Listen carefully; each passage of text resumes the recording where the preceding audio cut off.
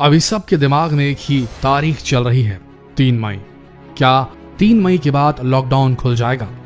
सभी भारतीयों के दिमाग में अभी यही सवाल उठ रहे हैं। कई एक्सपर्ट्स का मानना है कि कोरोना वायरस की असली तस्वीर मई के अंत और जून के शुरुआती हफ्तों में ही दिखाई पड़ सकती है, तब जब कोरोना अपनी पीक पर होगा। और अगर कोरोना वायरस अपनी पीक पर होगा तो भला लॉकडाउन किस तरीके से होगा या कितना लंबा खिंच जाएगा? सोच कर देखिए, ये एक बहुत बड़ा सवाल है। बहुत से वैज्ञानिक इसी सवाल के उत्तर को ढूंढने में लगे हैं। अमेरिका की द बॉस्टन कंसल्टिंग ग्रुप यानी कि BCG ने द जॉन हॉपकिंस यूनिवर्सिटी के डेटा के आधार पर दुनिया के 20 देशों का कोरोना चार्ट तैयार किया है। इस चार्ट के मुताबिक चीन को छोड़कर बाकी देशों में जुलाई से पहले लॉकडाउन खोलना संभव नहीं है, लेकिन अगर लॉकडाउन हटा दिया जाता है, चाहे किन्हीं भी वजहों से हो, हालात बेकाबू हो सकते हैं। तब बॉस्टन कंसल्टिंग ग्रुप के हिसाब से ऐसा अनुमान लगाया जा रहा है कि भारत में लॉकडाउन सितंबर तक खोलना ही सेफ हो सकता है, लेकिन अगर उसके पहले लॉकडाउन हटा दिया जाता है तो भारत की मेडिकल व्यवस्था को देखते हुए कोरोना के मरीजों की भारी वृद्धि हो सकती है। BCG ने ये रिपोर्ट अब तक के हालातों को देखते हुए बनाए और इसी रिपोर्ट के आधार पर कहा जा रहा है कि लॉकडाउन अगर सितंबर से पहले खोला गया तो भारी तबाही हो सकती है भारत पे। BCG की इस रिपोर्ट में हर देश के आंकड़े हैं, कौन से देश में कब कोरोना मरीज पाया जाएगा, कब उस देश में सबसे ज्यादा मरीज संक्रमित होने वाले हैं, और इसी डाटा के आधार पर सारे अनुमान लगाए जा रहे हैं।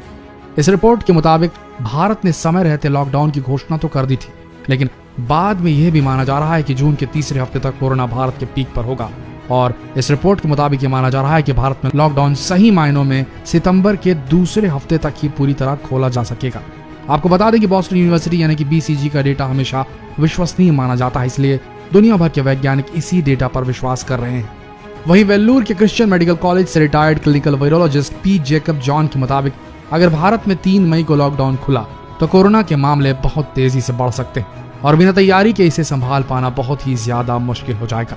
3 मई तक लॉकडाउन आसानी से हटाया जा सकता था अगर वक्त रहते वेंटिलेटर, PPE किट और क्वारंटीन सेंटर बना लिए जाते तो, लेकिन आज के हालातों को देखते हुए अगर लॉकडाउन जल्दी से खोला गया तो मुसीबतें और बढ़ सकती हैं। इंग्लैंड के डॉक्टर नीरज पाटिल के अनुसार इंग्लैंड में भले ही 1.25 लाख से ज्यादा कोरोना मरीज हैं, पर उनका कहना है कि कोरोना अभी भी वहां अपनी पीक पर नहीं पहुंचा है और आर्टिफिशियल इंटेलिजेंस के मुताबिक इंग्लैंड में कोरोना मई के महीने में अपनी पीक पर होगा और भारत अभी इससे बहुत पीछे है। और यही अनुमान लगाया जा रहा है कि भारत में कोरोना के मरीज मई जून में सबसे ज्यादा पाए जाएंगे।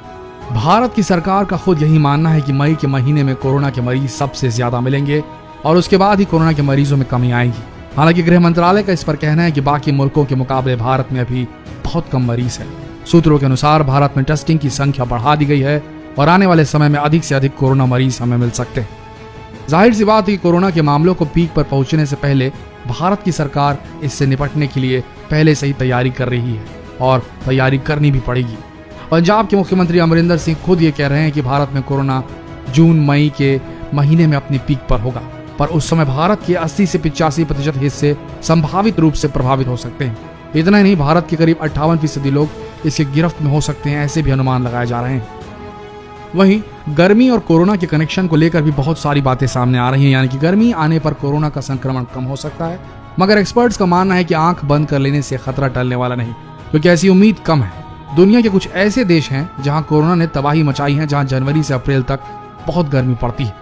वेल्लूर के क्रिश्चियन मेडिकल कॉलेज के रिटायर्ड वायरोलॉजिस्ट जेकब जॉनसन के मुताबिक ऐसी कोई उम्मीद नहीं है, लेकिन अगर ऐसा हुआ भी तो सर्दी आते आते कोरोना वायरस फिर से वापस आ जाएगा, यानी कि कुल मिलाकर गर्मी उतनी ज्यादा इफेक्टिव तो नहीं होगी।